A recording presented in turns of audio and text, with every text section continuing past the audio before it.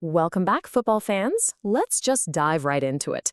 Today, we're breaking down a Group K matchup that has the entire footballing world absolutely buzzing. We're talking Portugal taking on DR Congo at the FIFA World Cup.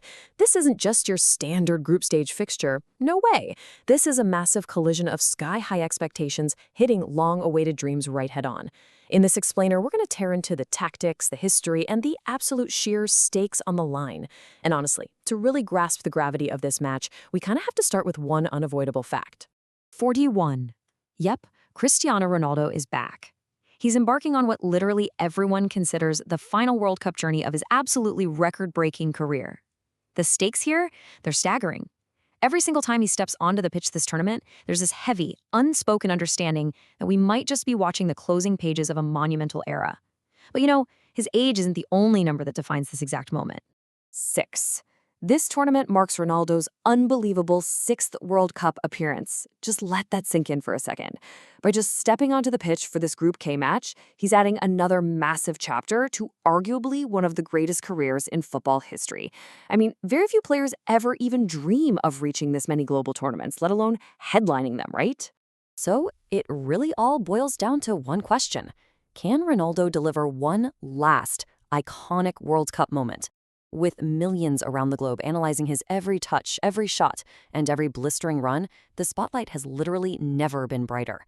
The pressure is entirely on his shoulders to spark that magic one last time. But hey, a World Cup match is never just about one man. We're looking at a classic clash here, the favorites versus the returners. Portugal steps onto the pitch as heavy favorites, carrying the immense weight of being a tournament heavyweight. On the flip side, DR Congo is making this thrilling, long-awaited return to football's absolute biggest stage.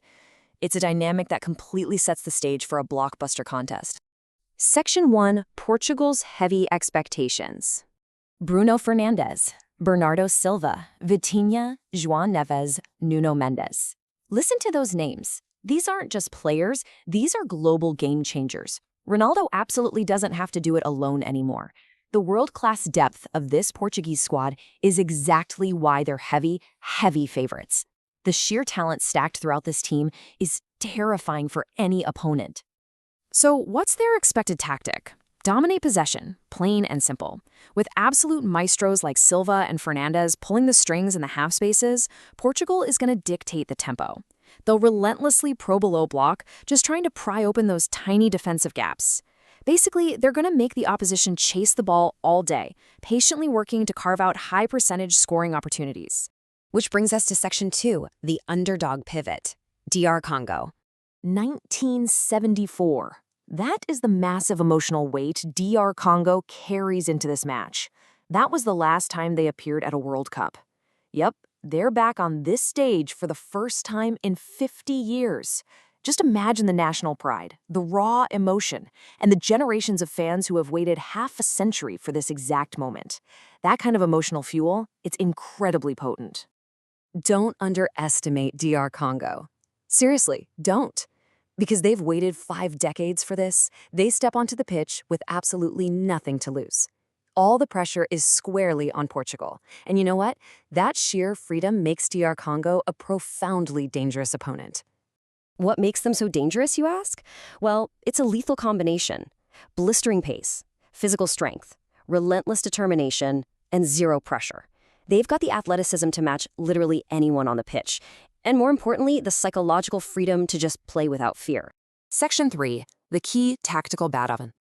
We're looking at Portugal's creative midfield clashing right up against DR Congo's defensive organization. It's a classic setup. Portugal has to move the ball quickly to exploit these tiny pockets of space. Meanwhile, DR Congo is going to stay compact, super organized, and just try to frustrate the attack at every single turn. If Portugal finds the space, they obviously have the clear advantage. But what if Portugal gets sloppy? Well, that's when the threat of the counterattack strikes. If DR Congo stays defensively disciplined, absorbs all that pressure, and suddenly springs into transition, man, their blistering pace can flip the field in seconds. If that happens, this match becomes a genuine dogfight. Which brings us to Section 4, the final prediction.